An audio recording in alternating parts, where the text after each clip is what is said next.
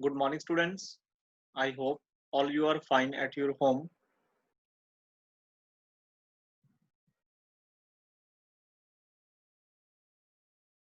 ਜਿਵੇਂ ਕਿ ਤੁਹਾਨੂੰ ਸਾਰਿਆਂ ਨੂੰ ਪਤਾ ਹੀ ਹੈ ਕਿ CBSE ਨੇ 10th ਸਟੈਂਡਰਡ +1 ਸਟੈਂਡਰਡ +2 ਸਟੈਂਡਰਡ ਤੇ ਬਾਕੀ ਜਿੰਨੀਆਂ ਵੀ ਕਲਾਸਿਸ ਨੇ ਉਹਨਾਂ ਦੇ ਸਿਲੇਬਸ ਦੇ ਵਿੱਚ ਚੇਂਜਸ ਕੀਤੇ ਹੈ 30% ਸਿਲੇਬਸ ਹੈ ਜੋ CBSE ਦੇ ਅਕੋਰਡਿੰਗ ਉਹਨਾਂ ਨੇ ਡਿਲੀਟ ਕਰ ਦਿੱਤਾ ਹੈ ਤੇ ਕਿਹੜੇ ਟੌਪਿਕਸ ਆਪਣੇ 10th ਕਲਾਸ ਦੇ ਵਿੱਚ ਸਾਇੰਸ ਦੇ ਜੋ ਡਿਲੀਟ ਹੋਏ ਨੇ ਉਹ ਤੁਹਾਨੂੰ ਮੈਂ ਸੈਂਡ ਕਰਤੇ ਸੀ ਜਿਹਦੇ ਵਿੱਚੋਂ ਆਪਾਂ ਕੁਝ ਪੋਰਸ਼ਨ ਐਗਜ਼ਾਮਸ ਤੋਂ ਪਹਿਲਾਂ ਆਪਾਂ ਕਰ ਚੁੱਕੇ ਸੀਗੇ ਤੇ ਉਸ ਤੋਂ ਬਾਅਦ ਦੇ ਜਿਹੜੇ ਟੌਪਿਕਸ ਨੇ ਉਹ ਟੌਪਿਕਸ ਵੀ ਉਹ ਪਹਿਲਾਂ ਵਾਲੇ ਕੀ ਹੈ ਟੌਪਿਕਸ ਨਾਲ ਕੀ ਹੈ ਰਿਲੇਟ ਕਰਦੇ ਆ ਤਾਂ ਆਪਾਂ ਉਹ ਕਰ ਲਏ ਵੈਲ ਐਂਡ ਗੁੱਡ ਹੈ ਤਾਂ ਨੈਕਸਟ ਅਸੀਂ ਅੱਜ ਨਿਊ ਚੈਪਟਰ ਮਤਲਬ ਹੈਗਾ ਮੈਗਨੈਟਿਕ ਇਫੈਕਟਸ ਆਫ ਕਰੰਟ ਦੇ ਹੀ ਅੰਡਰ ਉਹਦੀ ਯੂਨਿਟ ਹੈ ਜਿਹੜੀ ਅਸੀਂ ਸਟਾਰਟ ਕਰਨੀ ਹੈ that is called EMI.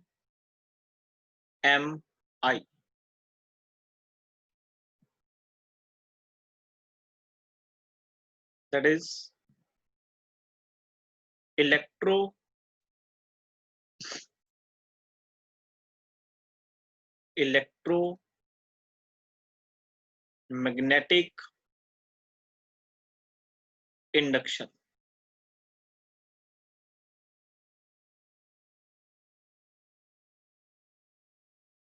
Electromagnetic induction ਦੇਖੋ ਇਹਦੇ ਨਾਮ ਦੇ ਵਿੱਚ ਹੀ ਇਹਦੀ ਕੰਪਲੀਟ ਇਨਫੋਰਮੇਸ਼ਨ ਹੈ ਕਿਸ ਚੈਪਟਰ 'ਚ ਅਸੀਂ ਪੜ੍ਹਨਾ ਕੀ ਹੈ E ਮਤਲਬ ਮੈਂ ਲਿਖਿਆ ਇਲੈਕਟ੍ਰੋ ਮਤਲਬ ਇਲੈਕਟ੍ਰਿਸਿਟੀ ਮਤਲਬ ਕਰੰਟ ਅੱਛਾ M ਦਾ ਮਤਲਬ ਲਿਖਿਆ ਮੈਗਨੈਟਿਕ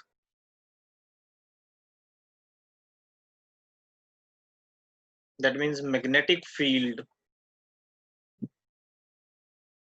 and I ਦਾ ਮਤਲਬ ਹੈਗਾ ਇੰਡਿਊਸ ਹੋਣਾ ਮਤਲਬ ਆਪਾਂ ਕਹਦੇ ਵੀ ਪੈਦਾ ਹੋਣਾ ਤਾਂ EMI ਕੀ ਹੈ EMI ਚੈਪਟਰ ਦੇ ਵਿੱਚ ਅਸੀਂ ਕੀ ਹੈ ਸਟੱਡੀ ਕਰਾਂਗੇ ਕਿ ਮੈਗਨੈਟਿਕ ਫੀਲਡ ਨੂੰ ਚੇਂਜ ਕਰਨ ਦੇ ਨਾਲ ਅਗਰ ਮੈਗਨੈਟਿਕ ਫੀਲਡ ਅਸੀਂ ਚੇਂਜ ਕਰਦੇ ਹਾਂ ਤਾਂ ਕਿਸੇ ਸਰਕਟ ਦੇ ਵਿੱਚ ਕਰੰਟ ਇੰਡਿਊਸ ਹੁੰਦਾ ਹੈ ਤੇ ਉਸ ਬ੍ਰਾਂਚ ਨੂੰ ਅਸੀਂ ਕੀ ਬੋਲਦੇ ਹਾਂ EMI ਮੈਗਨੈਟਿਕ ਫੀਲਡ ਦੇ ਚੇਂਜ ਹੋਣ ਦੇ ਨਾਲ ਸਰਕਟ ਦੇ ਵਿੱਚ ਕਰੰਟ ਦਾ ਇੰਡਿਊਸ ਹੋਣਾ ਕੀ ਕਹਾਉਂਦਾ ਹੈ EMI that means ਅਸੀਂ ਕਹਿ ਸਕਦੇ ਹਾਂ ਕਿ by changing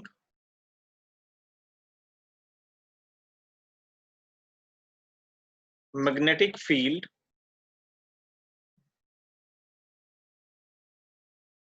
a current is induced in a closed circuit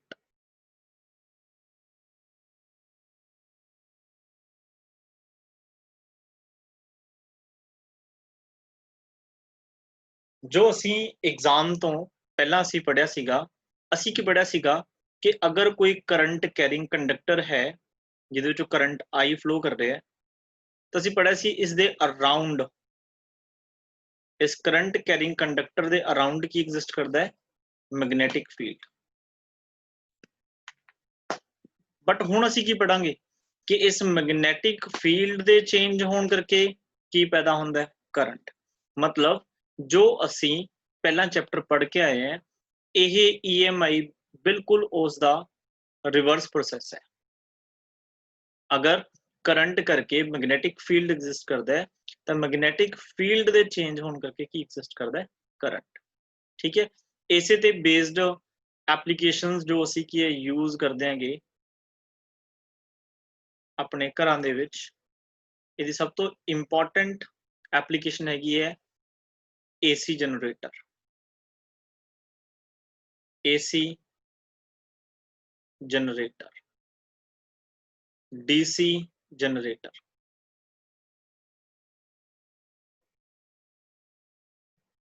ਪਹਿਲਾਂ ਇਹ ਦੋਨੋਂ ਹੀ क्वेश्चन लॉन्ग क्वेश्चन ਸੀਗੇ, ठीक है, काफी इंपॉर्टेंट क्वेश्चन ਸੀਗੇ, बट इस बार CBSE ने ਇਹਦੀਆਂ ਜਿਹੜੀ ਐਪਲੀਕੇਸ਼ਨਸ ਨੇ, ਮਤਲਬ ਜਿਹੜੇ ਲੌਂਗ ਕੁਐਸਚਨ ਨੇ, ਇਹ ਸਿਲੇਬਸ ਚੋਂ ਹਟਾ ਦਿੱਤੇ ਨੇ, ਸਿਲੇਬਸ ਨਹੀਂ ਹੈਗੇ। ਜਸਟ ਆਪਾਂ ਨੂੰ ਇਹਦੀ ਇੰਟਰੋਡਕਸ਼ਨ ਹੈ, EMI ਹੁੰਦੀ ਕੀ ਹੈ, ਠੀਕ ਹੈ, ਫਿਰ ਇਹਦੇ ਵਿੱਚ ਆਪਾਂ ਇਹਦੇ ਕੁਝ ਲਾਜ਼ ਨੇ, ਮਤਲਬ ਕਿੰਨਾਂ ਨੇ ਕਨਸੈਪਟ ਦਿੱਤਾ ਸੀ, ਉਹਦਾ ਨਾਮ ਹੈਗਾ ਫੈਰਾਡੇ। ਮਾਈਕਲਸਨ ਫੈਰਾਡੇ ਸੀਗੇ, ਸਾਇੰਟਿਸਟ ਸੀਗੇ, ਜਿਨ੍ਹਾਂ ਨੇ EMI ਦਾ ਕਨਸੈਪਟ ਕੀ ਹੈ ਆਪਾਂ ਨੂੰ ਦਿੱਤਾ ਹੈ। ਇਹਨਾਂ ਦੇ ਲਾਜ਼ ਅਸੀਂ ਕੀ ਹੈ ਸਟੱਡੀ ਕਰਾਂਗੇ। ਇੱਕ ਫਿਰ ਇਹਦੇ ਵਿੱਚ ਆਉਂਦਾ ਲੈਂਸ ਲਾਅ, ਇੱਕ ਅਸੀਂ ਇਹ ਸਟੱਡੀ ਕਰਨਾ, ਠੀਕ ਹੈ। ਤਾਂ ਬੇਸਿਕ ਆਪਣੇ ਕੋਲੇ ਜਿਹੜਾ ਕਨਸੈਪਟ ਹੈ ਉਹ ਆਪਾਂ ਸਟੱਡੀ ਕਰਨੇ ਆ। ਜਿਹੜੀਆਂ ਦੀਆਂ ਐਪਲੀਕੇਸ਼ਨਸ ਨੇ, ਲੌਂਗ ਕੁਐਸਚਨਸ ਨੇ, ਉਹ ਸਿਲੇਬਸ ਦੇ ਵਿੱਚ ਰਿਮੂਵ ਕਰ ਦਿੱਤੇ ਗਏ ਨੇ।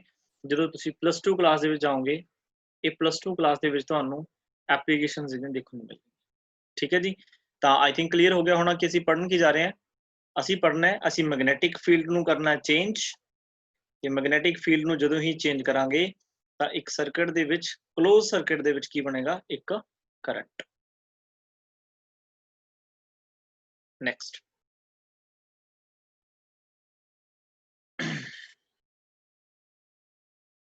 ਤਾਂ ਬੱਚੇ ਪਹਿਲਾਂ ਥੋੜਾ ਜਿਹਾ ਮੈਗਨੈਟਿਕ ਫੀਲਡ ਬਾਰੇ ਮੈਂ ਰਿਵਾਈਜ਼ ਕਰਵਾ ਦਿੰਦਾ। ਵੈਸੇ ਤੁਹਾਨੂੰ ਸਾਰਿਆਂ ਨੂੰ ਆਉਂਦਾ ਹੀ ਹੋਏਗਾ। ਮੈਗਨੈਟਿਕ ਫੀਲਡ ਇਹਨੂੰ ਅਸੀਂ B ਨਾਲ ਲਿਖਦੇ ਸੀ, ਤੇ ਇੱਕ ਵੈਕਟਰ ਕੁਆਂਟੀਟੀ ਦਾ B ਵੈਕਟਰ। ਤਾਂ ਮੈਗਨੈਟਿਕ ਫੀਲਡ ਕੀ ਹੁੰਦਾ ਸੀਗਾ ਕਿ ਕੋਈ ਵੀ ਅਗਰ ਇੱਕ ਮੈਗਨੇਟ ਹੈ ਜਿਹਦੇ ਦੋ ਪੋਲ ਹੁੰਦੇ ਨੇ, ਇੱਕ ਨਾਰਥ ਇੱਕ ਸਾਊਥ, ਇਸ ਦੇ ਅਰਾਊਂਡ ਇੱਕ ਸਪੇਸ ਐਗਜ਼ਿਸਟ ਕਰਦੀ ਹੈ।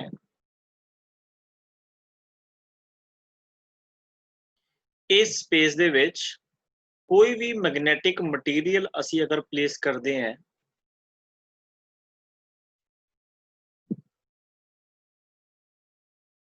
तो उस मैग्नेटिक मटीरियल ते ਜਾਂ ਤਾਂ फोर्स ऑफ अट्रैक्शन लगती है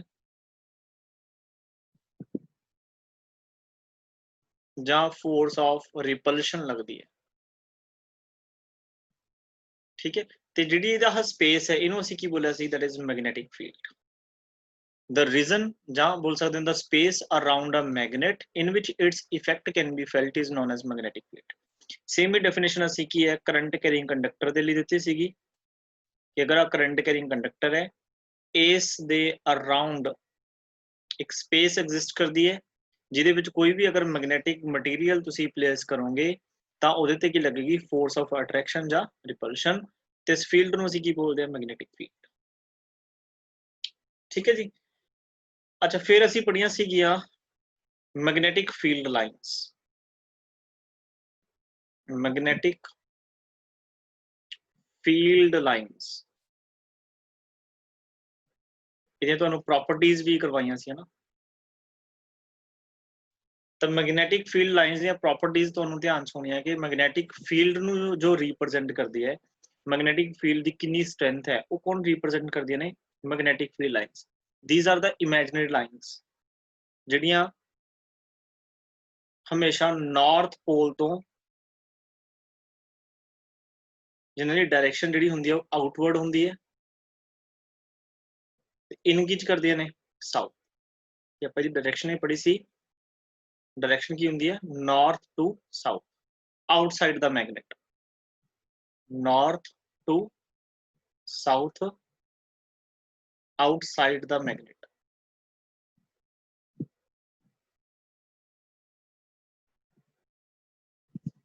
साउथ टू नॉर्थ सी इनसाइड द मैग्नेट,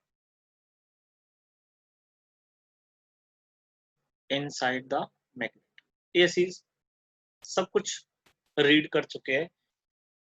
फिर भी जे किसी स्टूडेंट ने ਨੂੰ ਕਲੀਅਰ ਨਹੀਂ ਹੋਇਆ ਤਾਂ ਉਹ ਵੀਡੀਓ ਨੂੰ ਕੀ ਜ਼ਰੂਰ ਦੇਖਿਓ, ਮੈਂ ਦੁਬਾਰਾ ਉਹਦਾ ਲਿੰਕ ਸ਼ੇਅਰ ਕਰ ਦੂੰਗਾ, ਠੀਕ ਹੈ, ਜਿਹਨਾਂ ਤੁਹਾਡੀ ਇਹਦੀ ਰਿਵੀਜ਼ਨ ਹੋ ਜਾਏਗੀ। ਹੁਣ ਅਸੀਂ ਜੋ ਕਨਸੈਪਟ EMI ਚ ਪੜ੍ਹਨਾ ਹੈ, ਜਿਹੜਾ ਮੋਸਟ ਇੰਪੋਰਟੈਂਟ ਕਨਸੈਪਟ ਹੈ, that is magnetic flux.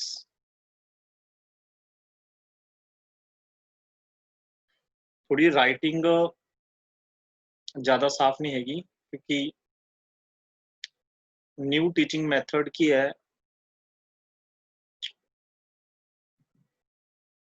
Use कर रहे हैं,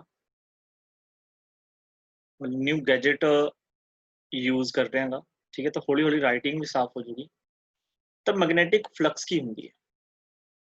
देखो बच्चे फ्लक्स का मतलब होंगे है, जब आप जर्नल मीनिंग ऑफ फ्लक्स देखिए, फ्लक्स का मतलब होंगे number of lines, number of lines. तो मैग्नेटिक फ्लक्स का मतलब क्या होगा, that is number of magnetic field lines, ठीक है। नंबर ऑफ लाइन्स इथे कंप्लीट जो मैं लिखा, passing through a unit area, passing through a unit area, unit area of cross section कितनी नंबर ऑफ लाइन्स पास कर दिया ने, इधर की आजूगा number of magnetic field lines passing through a unit area of cross section, the unit area simply, the area of cross section भी लिख सकते, कितना मैं समझा। देखो मैग्नेटिक फील्ड लाइंस तो ਤੁਹਾਨੂੰ पता है ना, जो मैग्नेटिक फील्ड ਨੂੰ रिप्रेजेंट करती ने। फॉर एग्जांपल ਸਾਡੇ ਕੋਲੇ ਕੋਈ ਆਹ सर्कुलर कंडक्टर है ऐसा, लाइक दिस, ठीक है जी। तो ये circular conductor the area suppose करो 1 मीटर स्क्वायर है, सपोज करो एरिया कितना था 1 मीटर स्क्वायर, तो यूनिट एरिया हो गया। इस यूनिट एरिया ਦੇ ਵਿੱਚੋਂ ਕਿੰਨੀਆਂ number of magnetic field lines pass ਕਰਦੀ, ਇਹਦੇ ਵਿੱਚੋਂ ਦੀ ਪਾਸ ਕਰ ਰਹੀਆਂ ਨੇ, ਇਸ ਰਿੰਗ ਦੇ ਵਿੱਚੋਂ, ਇਸ ਸਰਕਲ ਦੇ ਵਿੱਚੋਂ। ਇਹ ਕੀ ਨੇ, these are the magnetic field lines,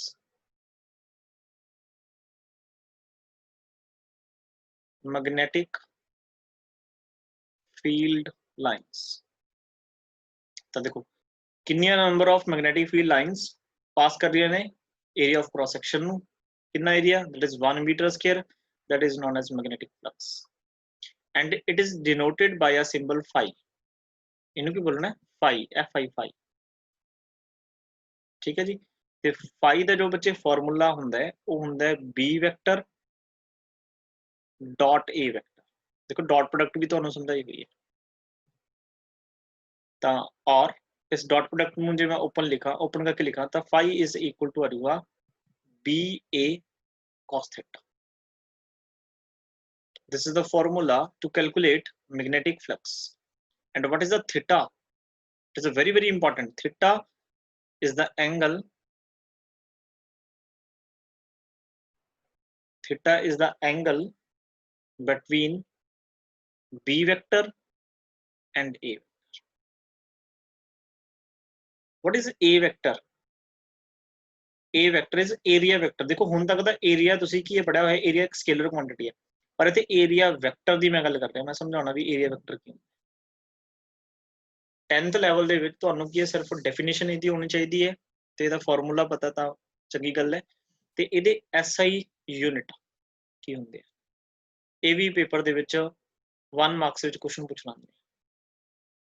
ਤਾਂ फाई ਦੇ यूनिट की होंगे, फाई देखो मैग्नेटिक फील्ड ਦੇ यूनिट की ਹੁੰਦੇ ਨੇ टेस्ला, ठीक है, ਤੇ एरिया ਦੇ ਕੀ ਹੁੰਦੇ ਨੇ मीटर स्क्वायर, ਜਾਂ ਇਹਨੂੰ ਕੰਪਲੀਟ ਤੁਸੀਂ ਲਿਖ ਸਕਦੇ ਹੋ ਵੈਬਰ, WB ਇਹਦਾ ਸਿੰਬਲ ਹੈ,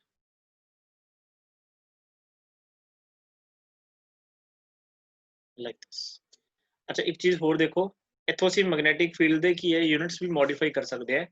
अगर फाई ਦਾ formula phi is equal to b vector dot a vector है, तो मैं इत्थों ਇਹ भी लिख सकता कि b is equal to phi upon a, ਤੇ फाई ਦੀ यूनिट मैं ਕੀ ਲਿਖਣਾ ਹੈ ਵੈਬਰ, एरिया ਦੇ ਕੀ ਹੁੰਦੇ मीटर स्क्वायर।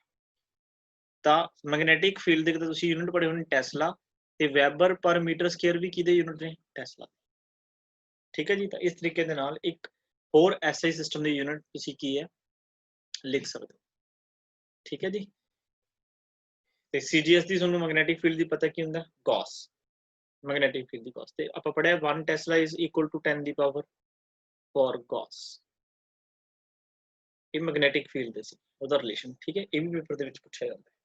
ਠੀਕ ਹੈ ਜੀ, ਆਈ ਥਿੰਕ ਕਲੀਅਰ ਹੋਣਾ ਸਾਰੇ ਸਟੂਡੈਂਟਸ ਨੂੰ। ਤਾਂ ਹੁਣ ਆਪਾਂ ਥੋੜਾ ਜਿਹਾ ਏਰੀਆ ਵੈਕਟਰ ਬਾਰੇ ਗੱਲ ਕਰਦੇ ਵੀ ਏਰੀਆ ਵੈਕਟਰ ਕੀ ਹੁੰਦਾ, ਇਹ ਕਾਫੀ ਇੰਪੋਰਟੈਂਟ ਹੈ।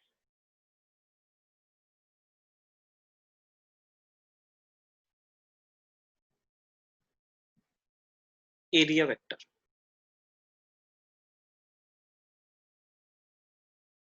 ਤੇ ਏਰੀਆ ਵੈਕਟਰ ਕੀ ਹੈ? ਏਰੀਆ ਵੈਕਟਰ ਇੱਕ ਤੁਸੀਂ ਕਹਿ ਸਕਦੇ ਹੋ ਵੈਕਟਰ ਹੁੰਦਾ ਹੈ, ਮਤਲਬ ਯੂਨਿਟ ਵੈਕਟਰ ਹੈ।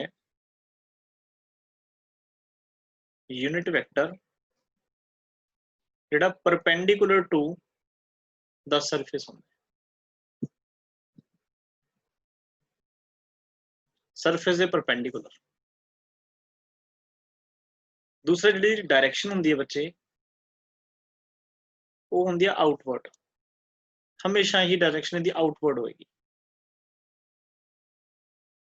ਹੁਣ ਏਰੀਆ ਵੈਕਟਰ ਸਾਡੀ ਕੀ ਹੈਲਪ ਕਰਦਾ ਹੈ? ਏਰੀਆ ਵੈਕਟਰ ਦੇ ਨਾਲ ਅਸੀਂ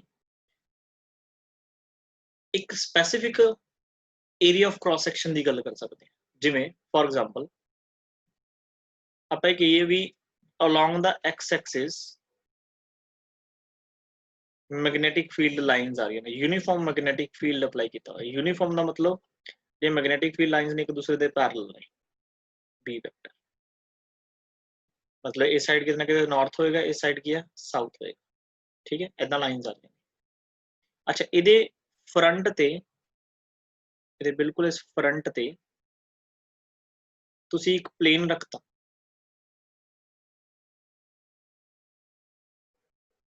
रेक्टेंगल शेप का कोई प्लेन रखता कोई लाइक दिस। मतलब जिवें इस साइड तो मैग्नेटिक फील्ड लाइंस आ रही ने, इदां तुसी इहदे ते प्लेन रखे। ਹੁਣ देखो ਜਿਹੜਾ ਇਹ ਰੈਕਟੈਂਗੂਲਰ ਪਲੇਨ ਰੱਖਿਆ ਹੈ, ਇੱਕ ਤਾਂ ਇਹਦਾ ਜਿਹੜਾ ਸਰਫੇਸ ਹੈ ਉਹ ਇਹ ਵਾਲਾ ਸਰਫੇਸ ਹੈ, ਦਿਸ ਵਨ, ਹਨਾ। ਇੱਕ ਇਹਦਾ ਇਸ ਤੋਂ ਬੈਕ ਸਾਈਡ ਦਾ ਸਰਫੇਸ ਹੋ ਸਕਦਾ ਹੈ। ਤਾਂ ਅਸੀਂ ਕਿਸ ਸਰਫੇਸ ਦੀ ਗੱਲ ਕਰਨੀ ਹੈ? ਤਾਂ ਜਿਹੜੇ ਵੀ ਸਰਫੇਸ ਦੀ ਅਸੀਂ, ਮਤਲਬ ਫॉर ਐਗਜ਼ਾਮਪਲ ਮੈਂ ਇਸ ਸਰਫੇਸ ਨੂੰ ਸਟੱਡੀ ਕਰਨਾ ਹੈ, ਠੀਕ ਹੈ, ਤਾਂ ਮੈਂ ਇਸ ਸਰਫੇਸ ਤੋਂ ਇੱਕ ਏਰੀਆ ਵੈਕਟਰ ਡਰਾ ਕਰੂੰਗਾ ਆਊਟਵਰਡ ਡਾਇਰੈਕਸ਼ਨ ਵੱਲ। ਇਸ ਸਰਫੇਸ ਤੋਂ ਇੱਕ ਵੈਕਟਰ ਡਰਾ ਕਰੂੰਗਾ ਆਊਟਵਰਡ ਡਾਇਰੈਕਸ਼ਨ ਦੇ ਵਿੱਚ, ਜਿਹਦਾ ਇਸ ਸਰਫੇਸ ਨਾਲ ਐਂਗਲ ਕਿੰਨਾ ਹੋਊਗਾ? 90 ਡਿਗਰੀ, ਤੇ ਡਾਇਰੈਕਸ਼ਨ ਕੀ ਹੋਏਗੀ? Outward.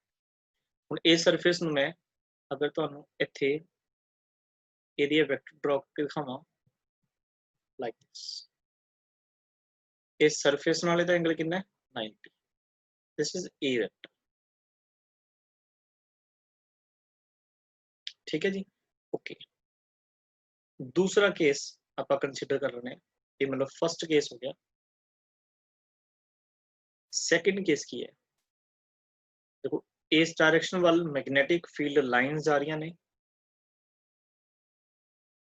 Uniform magnetic field apply किया हुआ है, ते इस जगह ते असी फिर एक ही रखता, एक प्लेन रखता, रेक्टेंगुलर शेप का प्लेन।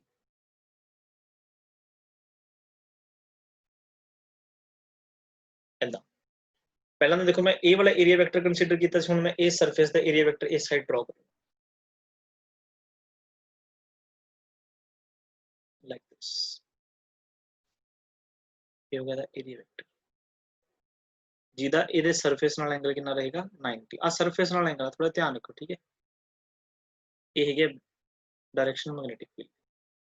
तो बच्चे जे फस्ट केस दे विच असीं देखिए,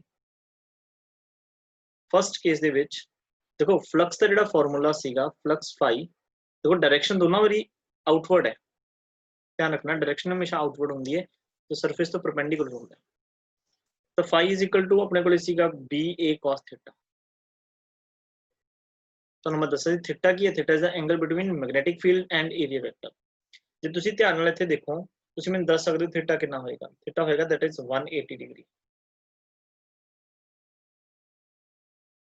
क्योंकि मैग्नेटिक फील्ड इस डायरेक्शन च है, एरिया वेक्टर तो ऑपोजिट है। इस साइड थीटा कितना होगा? that is 0 degree. तो जे ਅਸੀਂ फर्स्ट अकॉर्डिंग फार्मूला लाइए तो phi is equal to B कोई वैल्यू होएगी, ए कोई एरिया ऑफ क्रॉस सेक्शन आएगा, कॉस कितना आ गया 180। ये बच्चे कॉस 180 कितना होंदा है, कॉस 180 होंदा है -1। तो फ्लक्स है बच्चे वो नेगेटिव आ गई, फ्लक्स की आ गई नेगेटिव, नेगेटिव वैल्यू आ गई। तो कॉस 0 कितना होंदा, दैट इज 1। तो ये आ गया B A cos 0, that means flux की आ गई बी ए, मतलब ए वाली फ्लक्स की वैल्यू बच्चे की आ गई पॉजिटिव आ गई। तो what is the meaning of negative and positive? अगर फ्लक्स नेगेटिव होंदी है तो की मतलब है, अगर फ्लक्स पॉजिटिव होंदी है तो की मतलब है? देखो नेगेटिव फ्लक्स का मतलब तो मैं समझाऊं, देखो जिवें फॉर एग्जांपल मेरे को एक रिंग है ना, इस रिंग का एक तो एरिया वेक्टर मैं इस साइड तो ड्रॉ कर सकता लाइक दिस, एक मैं इस सरफेस तो एरिया वेक्टर ड्रॉ कर सकता, ठीक है जी। अगर मैं इस साइड तो एरिया वेक्टर ड्रॉ करा, दैट मीन्स मैं इस साइड तो ही इस ਨੂੰ देखना सर, दैट मीन्स मैं सरफेस ये तो सिर्फ ये वाला सरफेस देख रहा। तो फर्स्ट केस के अकॉर्डिंग देखो एरिया वेक्टर की डायरेक्शन ये वाली है, अच्छा मैग्नेटिक फील्ड लाइनस इदा जा रही हैं। तो देखो जो तुम इन्हू देखोगे तो ਤੁਹਾਨੂੰ ਕੀ ਲੱਗੋ मैग्नेटिक फील्ड लाइनस इस रिंग दे इनवर्ड जा रही ने, मतलब डायरेक्शन की है इनवर्ड। तो बच्चे जो भी नैगेटिव आंसर आवे ना साडा मैग्नेटिक फ्लक्स का, ਇਹਦਾ मतलब ਜਿਹੜੀ ਉਹ number of magnetic field lines ने ਉਹ इनवर्ड जा रही ने, मतलब ਉਹ सरफेस ਦੇ अंदर ਵੱਲ जा रही ने। ਤੇ ਹੁਣ ਜੇ ਅਸੀਂ ਇਸ ਰਿੰਗ ਦਾ इस साइड तो एरिया वेक्टर कंसीडर करिए लाइक दिस, तो मैग्नेटिक फील्ड लाइन्स देखो किवें होणगीਆਂ, इस साइड तो मैग्नेटिक फील्ड लाइन्स आ रही है, हुण ਅਸੀਂ इस साइड तो देखांगे, देखो इस साइड तो देख के की लग रहा है भी मैग्नेटिक फील्ड लाइन्स बाहर निकल रही है। देखो इधरों देखदा मैं लग रहा है भी इन जा रही ने, इस साइड तो देख रहे दैट मीन्स ये आउट आ रही है। तो अगर फ्लक्स तुहाडी पॉजिटिव होंदी है दैट मीन्स ओदी जिहड़ी डायरेक्शन है वो की होगी out. This is the physical significance of positive and negative flux. ये सब कुछ किदी हेल्प नाल हुंदा है एरिया वेक्टर दे, मतलब किस डायरेक्शन तो तुसी सरफेस किस सरफेस दी किस डायरेक्शन तो तुसी की है फ्लक्स ਨੂੰ देख रहे हो, उन्हां दा अलग-अलग मीनिंग होएगा। अगर थर्ड केस में तुहानू एक और कंसीडर करवावां, फॉर एग्जांपल जिवें आ मैग्नेटिक फील्ड लाइन्स आ रही ने ते तुसी इस प्लेन ਨੂੰ इस अकॉर्डिंग रख लिया, मतलब ऐदा। तो बच्चे ਇਹਦਾ एरिया वेक्टर अपवर्ड डायरेक्शन च होएगा, एंगल 90।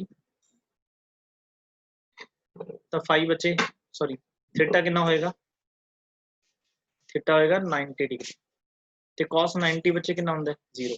ਇਹਦਾ मतलब फ्लक्स कितनी होएगी 0। इस टाइम कोई भी number of lines magnetic lines इस एरिया दे विचों पास नहीं कर सकते। ये सब तो इंपॉर्टेंट कंसैप्ट है, अगर सानू ये क्लीयर होएगा फिर ही सानू नैक्सट वाले जिहड़े आर्टिकल्स ने दे क्लीयर, ठीक है। पॉजिटिव का मतलब की है मैग्नेटिक लाइन्स का आउटवर्ड जाना, नैगेटिव का मतलब की है मैग्नेटिक फील्ड जो मैग्नेटिक लाइन्स ने वो सरफेस दे विच इन जा रही ने।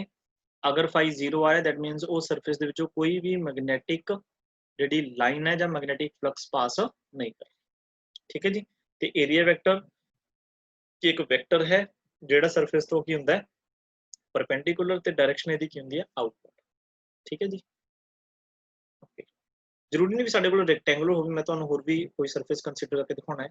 फॉर एग्जांपल साडे कोले जिवें सर्कल स्फीयर है, सपोज ना साडे कोल मान लो एक स्फीयर है लाइक दिस, स्फीयर समझदे ना जिवें फुटबॉल होंदी है स्फीयर है ना।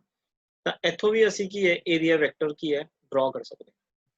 तो देखो एरिया वेक्टर मैं इत्थों इदां ड्रॉ कर सकता, तो स्ट्रेट लाइन होगी, ठीक है। थोड़ी ड्राइंग में तुहानू पता है इहदे विच थोड़ी इदां ही होगी। दिस इज एरिया वेक्टर, आ सरफेस नाल एंगल कितना होगा 90, दैट मीन्स मैं इस कुछ पर्टिकुलर एरिया की गल कर रहे हैं। अच्छा इत्थों भी आपां ड्रॉ कर सकते हैं एरिया वेक्टर। तो मैं जे इस सिर्फ स्मॉल एरिया की इहदी गल करनी है तो इहदा एरिया वेक्टर कुछ इदां हो सकता है, ठीक है। फॉर एग्जांपल तुहाडे कोले सिलेंडर है, कोई सरफेस तुहाडे कोले की है कोई सिलेंड्रिकल सरफेस है, तो जिहड़ा सिलेंड्रिकल सरफेस हुंदा है देखो एक तो उहदा आ वाला सरफेस हुंदा है, इहदा भी कुछ ना कुछ एरिया होगा, पाई आर स्केयर इहदा भी एरिया कुछ ना कुछ होगा। अच्छा एक तुहाडे कोले की है इहदे विच ਇੱਕ ਏਰੀਆ ਇਹਦਾ ਹੁੰਦਾ ਹੈ। ਇਹ ਤਾਂ ਹੋਗਾ ਤੁਹਾਡਾ ਏਰੀਆ ਆਫ ਕ੍ਰਾਸ ਸੈਕਸ਼ਨ। ਇਹ ਤੁਹਾਡੇ ਕੋਲ ਕੀ ਹੁੰਦਾ ਹੈ, ਇਹਦਾ ਕਰਵਡ ਸਰਫੇਸ ਏਰੀਆ ਹੈ। ਤਾਂ ਅਗਰ ਇਸ ਪੁਆਇੰਟ ਤੋਂ ਇਸ ਸਰਫੇਸ ਦਾ ਮੈਂ ਏਰੀਆ ਵੈਕਟਰ ਡਰਾ ਕਰਨਾ ਤਾਂ ਮੈਂ ਤੋਂ ਬਿਲਕੁਲ ਪਰਪੈਂਡੀਕੁਲਰ, ਇਸ ਤੋਂ ਪਰਪੈਂਡੀਕੁਲਰ ਇਦਾਂ ਡਰਾ ਕਰ ਸਕਦਾ ਏਰੀਆ ਜਿਹਦਾ ਐਂਗਲ ਕਿੰਨਾ ਹੋਊਗਾ 90। ਅੱਛਾ ਮੈਂ ਇਸ ਸਾਈਡ ਤੋਂ ਵੀ ਡਰਾ ਕਰ ਸਕਦਾ। ਦੇਖੋ ਡਾਇਰੈਕਸ਼ਨ ਹੋਏਗੀ ਆਊਟਵਰਡ, ਧਿਆਨ ਰੱਖਿਓ, ਤੁਹਾਡੇ ਸਮਝਣ ਵਾਸਤੇ ਦੱਸ ਰਿਹਾ ਹੈ। ਅਗਰ ਮੈਂ ਇਸ ਕਰਵਡ ਸਰਫੇਸ ਦਾ ਏਰੀਆ ਕੰਸੀਡਰ ਕਰਨਾ ਹੈ ਤਾਂ ਮੈਂ ਕਿਸੇ ਵੀ ਸਰਫੇਸ ਤੋਂ ਇੱਥੋਂ ਇਦਾਂ ਆਊਟਵਰਡ ਡਾਇਰੈਕਸ਼ਨ ਕੀ ਹੈ ਕੰਸੀਡਰ ਕਰ ਸਕਦਾ, ਦੈਟ ਇਜ਼ ਏ ਵੈਕਟਰ। ਤਾਂ ਅਗਰ ਤੁਸੀਂ ਕਰਵਡ ਸਰਫੇਸ ਦੀ ਗੱਲ ਕਰਨੀ ਹੈ ਤਾਂ ਤੁਸੀਂ ਇਸ ਏਰੀਆ ਨੂੰ ਕੰਸੀਡਰ ਕਰ ਲਓਗੇ ਏਰੀਆ ਵੈਕਟਰ ਨੂੰ। ਅਗਰ ਤੁਸੀਂ ਇਹਦੇ ਲੈਫਟ ਸਰਫੇਸ ਵਾਲੀ ਗੱਲ ਕਰਨੀ ਹੈ ਤਾਂ ਤੁਸੀਂ ਇਸ ਏਰੀਆ ਵੈਕਟਰ ਨੂੰ ਕੰਸੀਡਰ ਕਰੋਗੇ। ਅਗਰ ਤੁਸੀਂ ਰਾਈਟ ਸਰਫੇਸ ਦੀ ਗੱਲ ਕਰਨੀ ਹੈ ਤਾਂ ਤੁਸੀਂ ਇਸ ਵੈਕਟਰ ਨੂੰ ਕੰਸੀਡਰ ਕਰੋਗੇ। For example magnetic field lines ਇਦਾਂ ਆ ਰਹੀਆਂ ਨੇ, ਤਾਂ ਅਗਰ ਤੁਹਾਨੂੰ ਮੈਂ ਲੈਫਟ ਦੇ ਅਕੋਰਡਿੰਗ ਪੁੱਛਾਂ ਤਾਂ ਤੁਸੀਂ ਕਹੋਗੇ ਸਰ ਥੀਟਾ ਕਿੰਨਾ ਹੈ 180। ਇਹਦਾ ਮਤਲਬ ਇਹਦੇ ਵਿੱਚ ਮੈਗਨੈਟਿਕ ਫੀਲਡ ਲਾਈਨਸ ਇਨ ਕਰਨੀਆਂ, ਅੰਦਰ ਜਾਣਗੀਆਂ। ਅਗਰ ਮੈਂ ਤੁਹਾਨੂੰ ਰਾਈਟ ਹੈਂਡ ਸਾਈਡ ਤੋਂ ਪੁੱਛਾਂ ਵੀ ਰਾਈਟ ਹੈਂਡ ਸਾਈਡ ਤੋਂ ਦੇਖ ਕੇ ਦੱਸੋ, ਤੁਸੀਂ ਕਹੋਗੇ ਥੀਟਾ ਸਰ 0, क्योंकि एरिया वेक्टर भी इधर है, मैग्नेटिक फील्ड लाइंस भी इधर आ रही है। ਤੁਸੀਂ ਫਿਰ ਕਹੋਗੇ ਫਾਈ ਸਰ ਪੋਜ਼ਿਟਿਵ ਆ ਗਈ। ਪੋਜ਼ਿਟਿਵ ਦਾ ਮਤਲਬ ਇੱਥੇ ਤੁਹਾਨੂੰ ਇਹ ਲੱਗੂਗਾ ਵੀ ਮੈਗਨੈਟਿਕ ਫੀਲਡ ਲਾਈਨਸ ਬਾਹਰ ਆ ਰਹੀਆਂ ਨੇ। ਅਗਰ ਮੈਂ ਤੁਸੀਂ ਇਸ ਸਰਫੇਸ ਦੇ ਅਕੋਰਡਿੰਗ ਦੇਖਾਂ ਤਾਂ ਥੀਟਾ ਕਿੰਨਾ ਹੋਊਗਾ, ਦੈਟ ਇਜ਼ 90। ਦੈਟ ਮੀਨਸ ਫਾਈ ਕਿੰਨਾ ਹੋਊਗਾ 0। ਇਹਦਾ ਮਤਲਬ ਇਸ ਏਰੀਆ ਦੇ ਵਿੱਚੋਂ ਇਸ ਸਾਈਡ ਵੱਲ ਮਤਲਬ ਉੱਪਰ ਵੱਲ ਕੋਈ ਵੀ ਫਲਕਸ ਨਹੀਂ ਜਾ ਰਹੀ। Flux lines magnetic field lines ਕਿਵੇਂ ਜਾ ਰਹੀਆਂ ਨੇ ਫਰਮ ਲੈਫਟ ਟੂ ਰਾਈਟ। ਇਸ ਤਰੀਕੇ ਦੇ ਨਾਲ ਅਸੀਂ ਏਰੀਆ ਵੈਕਟਰ ਦੇ ਨਾਲ बहुत सारिया शेप्स, कोई मर्जी शेप हो उन्होंने ਅਸੀਂ स्टडी कर सकते। ठीक है जी, आई होप सारे ਨੂੰ क्लीयर हो गया होवे। ठीक है, ਤਾਂ मैं थोड़ा दोबारा रिवीजन करवा देना भी ਆਪਾਂ ਕੀ ਕੀਤਾ ਹੈ। इस चैप्टर 'ਚ ਅਸੀਂ ਪੜ੍ਹਨਾ ਕੀ ਹੈ EMI, that is electromagnetic induction ਦੇ ਬਾਰੇ ਅਸੀਂ ਪੜ੍ਹਨਾਗਾ। ठीक है जी, इलेक्ट्रोमैग्नेटिक इंडक्शन ਦਾ ਮਤਲਬ ਕੀ ਹੈ ਕਿ ਮੈਗਨੈਟਿਕ ਫੀਲਡ ਦੇ ਚੇਂਜ ਹੋਣ ਦੇ ਨਾਲ ਕਰੰਟ ਦਾ ਇੰਡਿਊਸ ਹੋਣਾ। ਤੇ ਕਰੰਟ ਸਾਨੂੰ ਪਤਾ ਕਦੋਂ ਇੰਡਿਊਸ ਹੁੰਦਾ, ਜਦੋਂ ਸਰਕਟ ਕਲੋਜ਼ ਹੁੰਦਾ ਹੈ। ਅੱਛਾ ਇਹਦੇ ਵਿੱਚ ਕਈ ਵਾਰ ਇਹ ਵੀ ਲਿਖਿਆ ਜਾਂਦਾ ਹੈ करंट का इंड्यूस होना या EMF का इंड्यूस होना। EMF भी मैं दसिया EM की सी, that is maximum potential difference, that is maximum potential difference. ते EMF कदों से होएगी ਜਦੋਂ ਇੱਥੇ ओपन सर्किट होएगा, ओपन सर्किट। ਇਹਦੇ ਤੇ ਵੀ क्वेश्चंस बनते हैं। मतलब ਜਦੋਂ सर्किट क्लोज है ਤਾਂ करंट फ्लो करता है, ਜਦੋਂ सर्किट ओपन ਹੁੰਦਾ है दैट मीनस ਉਦੋਂ ਕੀ ਹੈ EMF पैदा होती है। मतलब ਉਹਦੇ ਕੋਲ ਮੈਕਸਿਮਮ ਪੋਟੈਂਸ਼ੀਅਲ ਡਿਫਰੈਂਸ ਆ ਜਾਂਦਾ ਬਟ ਸਰਕਟ ਓਪਨ ਹੈ, ਇਸ ਕਰਕੇ ਕਰੰਟ ਵਿੱਚ ਫਲੋ ਨਹੀਂ ਕਰ ਸਕਦਾ। ਠੀਕ ਹੈ, ਲਾਸਟ ਚੈਪਟਰ 'ਚ ਅਸੀਂ ਪੜ੍ਹਿਆ ਸੀ ਕਰੰਟ ਕਰਕੇ ਮੈਗਨੈਟਿਕ ਫੀਲਡ ਐਗਜ਼ਿਸਟ ਕਰਦਾ ਹੈ। ਇਸ ਚੈਪਟਰ 'ਚ ਅਸੀਂ ਕੀ ਪੜ੍ਹ ਰਹੇ ਹਾਂ, ਮੈਗਨੈਟਿਕ ਫੀਲਡ ਦੇ ਚੇਂਜ ਹੋਣ ਕਰਕੇ ਕੀ ਹੈ ਕਰੰਟ ਬਣਦਾ। ਫਿਰ ਉਸ ਤੋਂ ਬਾਅਦ ਅਸੀਂ ਮੈਗਨੈਟਿਕ ਫੀਲਡ ਬਾਰੇ ਥੋੜਾ ਜਿਹਾ ਪੜ੍ਹਿਆ। ਮੈਗਨੈਟਿਕ ਫੀਲਡ ਕੀ ਹੁੰਦਾ ਹੈ, ਕਿਸੇ ਵੀ ਮੈਗਨੇਟ ਦੇ ਅਰਾਊਂਡ ਦੀ ਸਪੇਸ ਜਿਹਦੇ ਵਿੱਚ ਉਸ ਮੈਗਨੇਟ ਦਾ ਇਫੈਕਟ ਫੈਲਟ ਕੀਤਾ ਜਾ ਸਕੇ ਕਿਸੇ ਵੀ ਮੈਗਨੈਟਿਕ ਮਟੀਰੀਅਲ ਦੁਆਰਾ, ਜਿਹਦੀ ਡਾਇਰੈਕਸ਼ਨ ਕੀ ਹੁੰਦੀ ਹੈ ਫਰੋਮ ਨਾਰਥ ਟੂ ਸਾਊਥ। ਤੇ ਇਨਸਾਈਡ ਦਾ ਮੈਗਨੇਟ ਕੀ ਹੁੰਦੀ ਹੈ ਫਰੋਮ ਸਾਊਥ ਟੂ ਨਾਰਥ। ਫਿਰ ਅਸੀਂ ਮੈਗਨੈਟਿਕ ਫਲਕਸ ਬਾਰੇ ਪੜ੍ਹਿਆ। ਮੈਗਨੈਟਿਕ ਫਲਕਸ ਕੀ ਨੇ, number of magnetic field lines passing through a unit area of cross section. ਕਿੰਨੀਆਂ ਮੈਗਨੈਟਿਕ ਫੀਲਡ ਲਾਈਨਸ ਕੀ ਹੈ unit area of cross section ਚੋਂ ਪਾਸ ਕਰਨੀਆਂ, ਜਿਹਦੇ ਯੂਨਿਟ ਕੀ ਨੇ ਵੈਬਰ। ਠੀਕ ਹੈ, ਇਹਦਾ ਫਾਰਮੂਲਾ ਹੁੰਦਾ φ = b vector dot a vector and dot product ਦਾ ਫਾਰਮੂਲਾ ਕੀ ਹੁੰਦਾ BA cos ਥੀਟਾ। ਥੀਟਾ ਕੀ ਹੈ, angle between magnetic field and area vector.